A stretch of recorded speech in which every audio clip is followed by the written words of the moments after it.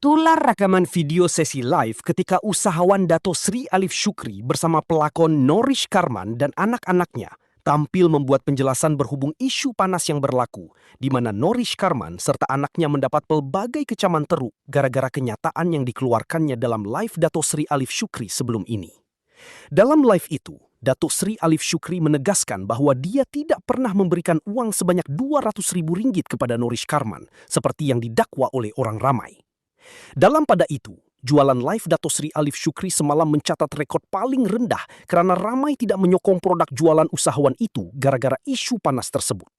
Tularnya perkongsian ini telah meraih perhatian para netizen. Menjengah di ruangan komen, pelbagai reaksi diberikan oleh netizen mengenai perkongsian tersebut. Tanpa membuang masa, mari saksikan video ini. Orang di dalam Malaysia ni, dengar saya cakap, dia datang sini adalah nak bekerja. Korang yang menonton, bila dia bercerita, dia orang sedih as a family, as a bonding, as a family, bukan nak menarik perhatian korang seolah-olah mintalah derma. Tapi kalau korang bagi sokongan, bagi saya tak salah pun orang membeli. Bukannya korang bagi duit RM10 tu dapat apa kat orang, RM10 dapat barang, dan saya jual harga murah. Setuju tak? Korang setuju tak saya jual harga RM25, RM30? Barang tu korang dapat. Kita tak pernah berkata korang bayar duit, tak bayar. Kita tak ada minta duit pun. Setuju tak? Kita tak terpaksa. Lepas tu kau kutuk dia. Dan saya bagi tahu, saya jumpa dia tadi, saya kata tak apalah, macam inilah kita cerita, kita ceria-ceria je. Kalau boleh kita jangan respon garang-garang dengan orang. Kita baik-baik, kita ceria-ceria. Bila kita ceria pula, you all komen pula kat situ, tengok tu dah ceria dah tu, baju lawa-lawa boleh beli baju. Tak payah siapa, tak nak beli pula. Habis korang nak kami macam mana? Korang kena faham tak, dalam situasi sekarang macam ni, Norish berceritakan dia baru keluar sakit hospital, lepas tu tak ada job berlakon. Dia nak minta pengarah yang tengok kat live ni bagi dia job berlakon, pakai tudung. Anak dia nak kerja, contohlah dapat kerja apa-apa job, bagi job. Apa faham tak saya cakap? Ada duit RM200,000, saya tak bagi RM200,000 pun kakak. Kalau dapat RM200,000, demi Allah billahi tak bagi pun. Dia beranggap, dia bercerita, contohlah kita kan, saya nak contohlah, kalau saya dapat RM1 juta, saya nak beli kereta Rolls Royce. Tak ada pun. Faham? Actually, hari tu ada orang komen yang sangat negatif. Dia cakap, kata orang susah tapi pakai baju cantik-cantik. Okay, first of all, respectfully, kita tak pernah claim kami orang susah. Manda rasa ada lagi ramai lagi susah daripada kami kat luar tu. Tak baik, tak fair kalau kita cakap kita ni orang susah. Ramai lagi yang going through a lot of struggle out there, lebih daripada kami. Okay? So Manda, we just nak clarify, kami bukan orang susah, tetapi kami sedang menghadapi dugaan kewangan, dugaan hidup, a lot of situations going on, and kami sekedar nak berkongsi sahaja. Kita just nak berkongsi. Okay, kalau anda semua tak nak sokong, tak suka kami, rasa macam kami ni berpura-pura, tak apa. Tapi janganlah settings yang sangat-sangat kejam pasal Bunda Manda. Kenapa nak kena bawa balik the past? Why? Apa kena mengena the past and now? Apa kena mengena? Sekarang ni kita struggle now ke 2009 last time? Are we struggling now or in 2009? That is not fair. Hari-hari kita diberi peluang untuk menjadi lebih baik. Tapi every day you guys choose to look at the bad. Oh, dulu macam ni, sekarang macam kewak sangat muka dia, kerek sangat muka dia. Nak buat muka macam mana? Nak nangis all the time? Kita diberikan this rezeki where walaupun kita struggle, walaupun kita susah, muka kita takkan menunjukkan yang kita ni sebenarnya Betul. satu malam tengah menangis. Ya, betul, Amanda. So Amanda, bagi pandangan Papa lah ya, orang boleh menghina kita, orang boleh bercakap dengan kita. Yang penting bagi saya, kita, realitinya, dunia artis Malaysia ni bukanlah macam Hollywood. So kalau you all nak tahu apa yang terjadi, saya sebenarnya marah dengan netizen. Kenapa saya kata marah? Saya marah dengan mereka seolah-olah macam kita menjual harga RM100 dan kita paksa mereka beli, dan kenapa dapat duit sebanyak tu. Saya ulang balik, saya bagi dia RM500 pada awal perbincangan saya dengan dia, dan waktu tu saya banyak. takkanlah saya bagi tu ikhlas. Itu dari saya, antara saya dengan Allah. Korang ni pula mula saka, dah kaya raya, datin, datuk, pakai baju raya lawa. Macam saya cakap, kalau dia menipu, itu dia dengan Allah. Contohnya rumah dia ada sofa, tapi tak ada sofa. Ada sofa, tapi tak ada sofa. Itu antara apa dengan Allah. Kalau macam kalau tak aircon tu tak rosak, itu orang beli ni sebab kalau sokongan tak nak beli, tak ada paksa. Hari ni semua pakai baju raya tahun apa? Raya yang sebelum ni. Diorang ada komen lah tu. Oi, pakai baju baik macam-macam warna. Sebenarnya pertama kami ni sponsor oleh rakyat Singapura. Peminat-peminat Singapura memang suka sponsor. Tapi hari ni adalah raya yang sebelum tahun lalu ni. Ya. Memang praktik pakai balik. Ya, jadi kalau korang beri, korang boleh tak letak. Selama 14 tahun sebagai ibu tunggal, apa saya buat semua anak-anak Allah, anak Allah sampai dah tak ada saya. Jadi bila tanya 200,000 tu, ya Allah, bestnya kan. Dah dapat bagi anak-anak kita kereta yang sedap pakai. Dah selama ni belum pakai kereta yang tak ada aircon, kompresor rosak. Bila hujan tu kami dah on the highway, tingkap kena tutup, tapi Macam fog dalam kereta sebenarnya tu. saya sangat faham bila kita ada anak yang mahal, kita mesti nak cari kereta yang Jadi kita datang, kita cerita angan-angan je lah. Angan-angan je. Kita berangan, moga-moga angan tu datang dengan usaha, doa, moga Allah makbulkan. Itu je, dia tak ada, tak payah nak mendidik orang ke siapa. Buat apa kena beli yang ni kan tu. Kita tak tahu rezeki kalau orang nak bagi. Kita minta. Saya belajar, bapak saya arwah bapak ajar. Minta yang bagus-bagus, minta yang hebat-hebat kerana Allah tu Maha memberi. Betul. Jadi kita minta saja. So saya belajar meminta yang hebat-hebat daripada Allah, dan saya pun perkuatkan saya punya doa dan usaha. Tu saja. So dia angan-angan yang menjadi satu bualan seluruh rakyat. Relax lah you all. Korang boleh bawa lah JKM ke, Mawik ke semua. Memang tak ada. Memang Tak ada. Tak ada. Kita pernah. Tapi you know what? Bila ada duit ni kan, duit ada, tapi cukup untuk mungkin untuk seorang saya rasa. Betul. Untuk 8 orang, untuk mungkin ada bekas rumah yang besar tu untuk nak repair, it's not cheap. Betul. Benda tu yang berlaku, dan Ibu Manda pun meminta job yang saya dengar yang sebelum ni. Dia cakap, boleh tak pengarah bagi dia job, cuma dia tak nak buka tudung. Ini yang pendengaran saya. Betul. So apa dugaan yang paling berat yang Manda tengok dan juga Ibu Manda buat lah? Manda rasa paling masih sedih masa Manda ikut bunda pergi meeting. Bunda minta job. Saya nak besarkan anak-anak saya. Dia cakap, kalau susah sangat nak jaga, bagilah balik. Janganlah jaga. Dia kata, siapa dia? Dia tak, padahal anak tu kita cakap daripada kecil, dia dah memang betul. Berlaku. Betul. Ramai yang cakap macam tu. Manda mendengar pun benda macam, wow. Senang je kau cakap macam tu. Ini kan manusia, ini kan budak-budak. Kalau kita tak mampu nak buat macam tu untuk kucing, kenapa you nak buat macam tu pada budak-budak? Sebelum bunda masuk hospital kan, sebenarnya bunda dengan Manda terpaksa ada conversation tentang bagi budak-budak balik pada JKM. Ya Allah. Ya ke Manda? Ya. Dia dah lama Ya. tak nak pulangkan PJKM. Ya. Sebab Manda rasa macam ramai sangat yang negatif, ramai sangat orang cakap macam, kalau susah sangat tak payahlah jaga diorang. Kalau korang tak boleh bagi diorang hidup yang bagus pun. Diorang sekolah pun bukan sekolah yang bagus pun. Korang selalu kena keluar kerja, tak dapat jaga budak-budak ni pun. Manda sebagai kakak, Manda rasa macam gagal tau. Setiap hari Manda rasa macam, what else can I do for these kids? What else can I do for this family? And I try cuba macam tak apalah. Diorang can say whatever they want to say, tapi tipulah kalau Manda cakap tak sakit hati. Nasib saya Manda kan, apa pun yang berlaku, orang yang mulut jahat, yang bercakap, diorang boleh fikir, diorang tak rasa bagaimana takdir seorang, orang kata seorang ayah yang umur 78 tahun yang dah sakit, ibu pula tengah sakit, dan ada membesarkan 6 orang ke 7 orang yang belum bersekolah, bukan satu perkara yang mudah. Sebab itulah kalau ibarat kata dapat bantuan, tak kisah daripada pusat zakat ke, bantuan daripada mana-mana ke, mereka mengalu-alukannya. Bukan mereka duduk kat rumah buat hati, dan hari ni mereka tampil di sini untuk bekerja. Saya ulang balik, ada berapa belas ribu yang menengok ni. Mereka tampil di sini untuk bekerja. Saya ulang balik, ada berapa belas ribu yang menengok ni. Bekerja. Manda tak pernah minta pun satu barang ni dapat RM2. Kita bekerja. Korang beli, diorang bekerja. Manda datang ni tadi sebelum ni sedih tau, dia cerita dengan saya. Saya sampai down, dia kata. Kenapa? Dia kata.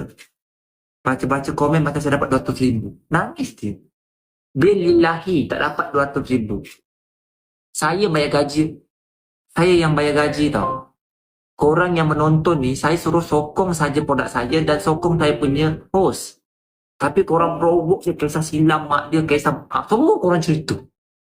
Lepas tu saya kata Manda tak payahlah kita cerita ni, kita jual ceria-ceria. Bila kita orang buat cerita, tengok ke baju cantik. Kau tahu tak, dia bukannya dia beli barang apa, dia dapat beli barang saya tahu. Lillahi saya dapat dia pegang beg saya.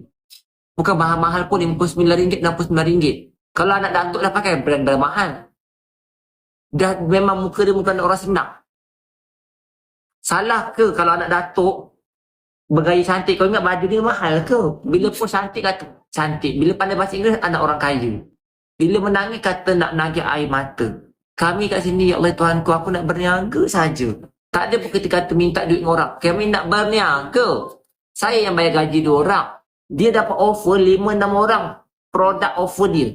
Betul tak Manda? Cuma Manda cerita Manda. Sini kisah benar. Cuma Manda cerita. Lepas live first dengan Papa, ramai offer nak bekerja dengan Manda. Lepas nampak Manda kat live kan semua. Tapi Manda Tak nak ambil. Manda tak nak. Manda hargai yang masa time susah tu Papa seorang je yang terima nak mendengar masalah Manda. Nak cakap tentang masa Manda nangis dalam live tu kan. Sebenarnya Manda bukan nangis sebab nak sangat duit tu. Manda rasa terharu sangat. Betul. Terharu sangat yang Papa tak ada sebab pun nak kisah pasal kita. Tapi dia kisah juga, dia ambil kisah juga. Dia tak ada sebab pun. Papa ni ada banyak lagi bisnes dia boleh buat. Dia tak perlu membantu kita. Macam korang cakap lah, lagi ramai yang Papa boleh bantu. Tapi kenapa Allah kasih laluan untuk Papa bantu kami? Untuk apa? Bukan Manda yang pilih, bukan yang Manda paksa Papa bantu kami. Okay, Manda nak menyampuk sikit Manda ni. Sebenarnya ramai juga benda-benda yang bercakap ya.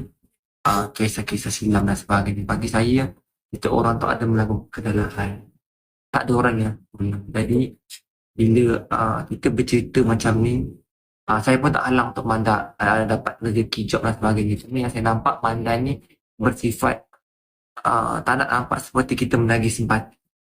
Hari ni saya dengan rendah dirinya nak bagi tahu kepada rakyat Malaysia yang menonton, tolonglah tulis yang baik-baik, doa yang baik-baik, sebab saya yakin kita tak sempurna, cuma Allah tutup aib kita. Tak kisah siapa pun dia. Saya ulang balik, saya berniaga ini, niat saya bagi dia peluang pekerjaan. Sebab kalau saya tak bawa saya tak bagi dia peluang menjadi host, mungkin lepas dia haruskan buka tudung. Tak maaf yang akak yang cakap macam ni kak ya. Saya minta maaf banyak, saya kata. Kita tak tahu, mungkin dia akan buka tudung sebab desakan untuk membesarkan anak. Kita tak nak kata dia jual nama untuk anak dan sebagainya, tapi anak 8 orang itu perlu dibesarkan, makan dan minum. Pengarah tidak bagi job bukan sebab tak ada job, ada job tapi memerlukan buka tudung. Dan Norris memohon semua yang menonton, kalau ada rezeki, bagilah job.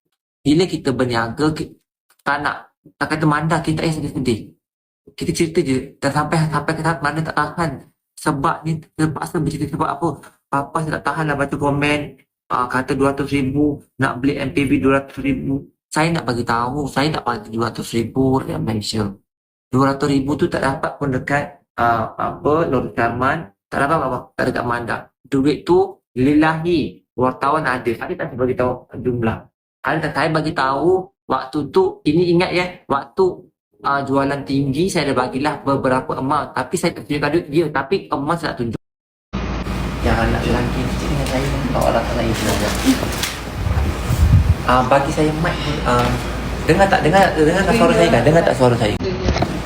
Dengar tak dengar kan, tapi dengar tak? Kalau tak dapat mau dengar Dengar okey. Okey. Okey, kita rapat-rapat. Okey, dengar tak suara saya korang ada penonton hari ni. Saya nak bagi tahu apa yang saya nak buat, kenapa saya buat macam ni. Okey. Awak duduk sini, awak duduk. Awak duduk sini. Kita rapat-rapat dengan ibu. Peluk je ibu. Nak peluk ibu, peluk je. Nak peluk ibu, peluk je. Peluk papa boleh. Okey, kejap. Hari ni saya nak share sikit. Saya nak cerita. Kenapa saya buat video lepas saya buat jualan? Saya cakap depan-depan dengan nama Allah. Saya buat ni bukan saya nak glamour, tapi saya nak beritahu yang saya adalah bekas anak pengawal keselamatan, bekas pelajar yang ada dapat bantuan RMT, dan saya juga pernah ada anak angkat. Anak angkat ni kita akan rasa seperti anak kita sendiri. Dan hari ni tak ada pos untuk nak jual barang. Tadi mereka bekerja, tapi hari ni, sekarang ni, detik ni saya nak bagi tahu. Saya tak nak tunjuk, tapi saya terpaksa tunjuk. Yang mengatakan hari ni jualan kita adalah jualan yang paling teruk berbanding dengan sebelum ni. Sebab saya pesan kat Noris pernah nangis tak esok. Datuk, kenapa kami dikatakan dapat 200,000 sedangkan saya tak bagi 200,000. Betul yang sebelum ni saya ada bagi amount tu lebih tinggi pada hari, tapi minta maaf adik, minta maaf pemandang, jualan kita memang teruk hari ni, dan saya terpaksa bagi gaji yang rendah. Dan saya harap ke rakyat Malaysia yang menonton saya hari ni, niat saya satu, ya Tuhanku, aku tak mampu nak bagi gaji yang tinggi sebab jualan aku teruk. Dengan nama Allah teruk berbanding dengan sebelum. Jadi yang selayaknya saya bagi, ini minta maaf banyak-banyak ya. Ini adalah gaji hari ini, terlalu sikit ya. Ini saja. Ini saja. Ini saja mampu. Tapi yang balance ni niat zakat saya. Kenapa saya bagi zakat? Sebab saya pernah kat tempat akak dalam keadaan anak ramai. Ini saya niat perniagaan saya sebab target memang tak ada. Orang tengok, dia orang hanya berfikir saya buat ni gimmick. Dengan nama Allah yang saya kata, saya pernah kat tempat akak. Saya tahu macam mana struggle nak besarkan anak. Saya tahu bila akak dah berniaga kat bazar, barang tak laku, dah jual kat TikTok. Dan saya kata, ini duit zakat. Kenapa saya kata akak lain dapat zakat? Anak akak masih bersekolah, akak seorang ibu tunggal. Dan ini niat zakat perniagaan saya, semoga tak banyak. Ini untuk yang tadi tu gaji, yang ini saya niat zakat perniagaan saya. Sebab saya nampak akak anak beranak datang buat kerja dia. Terima kasih banyaknya, terima kasih. Dan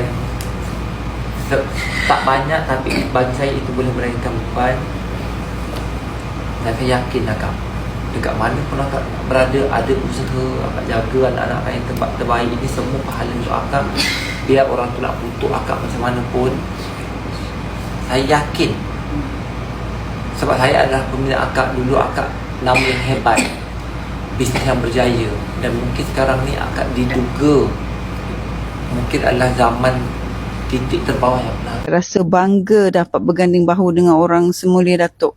Semoga mereka yang menonton ni menjadikan Datuk sebagai iktibar, sebagai contoh bahawa ketika kita melihat orang lain susah, janganlah sesekali kita menghina, mencerca, kerana susah orang itu sebenarnya adalah ujian untuk kita membantu dia dalam apa jua. Kadang tak bantu dari segi duit, bantu dari segi tenaga. Kalau tak tenaga, mungkin doa kita. Jadi saya tidak pernah rasa hina walaupun ditimbulkan isu-isu masa silam. Saya hanya senyum dan berterima kasih pada Allah. Jika ini penghabusan dosa aku, supaya aku pulang kepadamu ya Allah, masuk ke kubur tanpa lagi dosa-dosa, tidak lagi bergondang-gondang. Saya terima ya Allah. Segala yang buruk yang orang kata pada saya terima. Saya alhamdulillahkan dia. Kerana hidup ini jangan mimpikan pujian dari manusia. Hidup ini mencarilah keredaan Allah. Carilah keampunan Allah. Carilah rahmat Allah. Itu yang ayahanda saya dan umi saya pesan. Saya hanya melaksanakan. Kenapa Allah bagi saya 4 orang anak, tidak suami yang kaya raya? Kerana Allah tahu ini cara dia untuk memberi satu ganjaran, mungkin di dunia, mungkin di akhirat. Saya terima. Kalau orang kata ia kifarah, saya terima. Kalau orang kata itu kerana saya memang tidak patut kaya, saya terima. Apapun saya terima. Kerana hidup saya kerana Allah. Hidup saya kerana anak-anak saya. Itu saja. Saya tak ada apa-apa lagi. Terima kasihlah yang menonton, yang membantu melalui Datuk. Sesungguhnya kami sangat bersyukur. Biar pulang dengan 500 pun kalau Datuk kata, saya tetap syukur. Bila lagi dapat kami bertandang ke rumah orang semuli Datuk ini. Bila lagi anak-anak saya dapat rasa menikmati rumah yang seindah ini. Kita pun tak tahu. Tapi mungkin satu hari nanti saya tak kaya, mungkin anak-anak saya ni akan kaya. Dan pasti kami akan membantu dan bersama dengan Datuk dan anak-anak Datuk. InsyaAllah Datuk. Sesungguhnya setiap yang berlaku hari ini, bukan setakat ini Datuk. Allah telah aturkan kita bersama. Pasti ada sebabnya. Pasti ada hikmahnya. Hanya Allah saja yang tahu. Kita hanya senyum. Macam mana Datuk telah dulu di Churchill juga, dihina, saya ambil formula Datuk. Senyum dan teruskan kehidupan. Betul. And so you are my idola Datuk. You are our idola, Datuk dan Datin. Okey,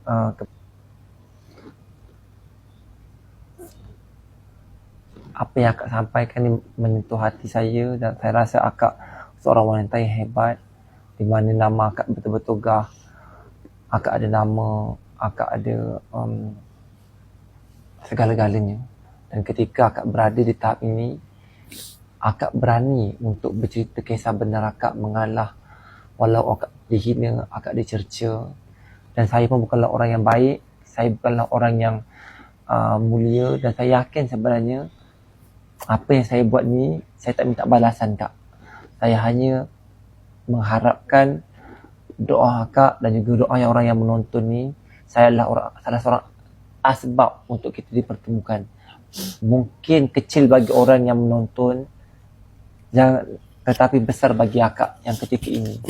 Sebab tu saya bagi tahu, kalau kita ada mungkin RM1 yang kita mahu salurkan untuk orang yang kurang berkemampuan, kecil buat kita tapi besar untuk mereka.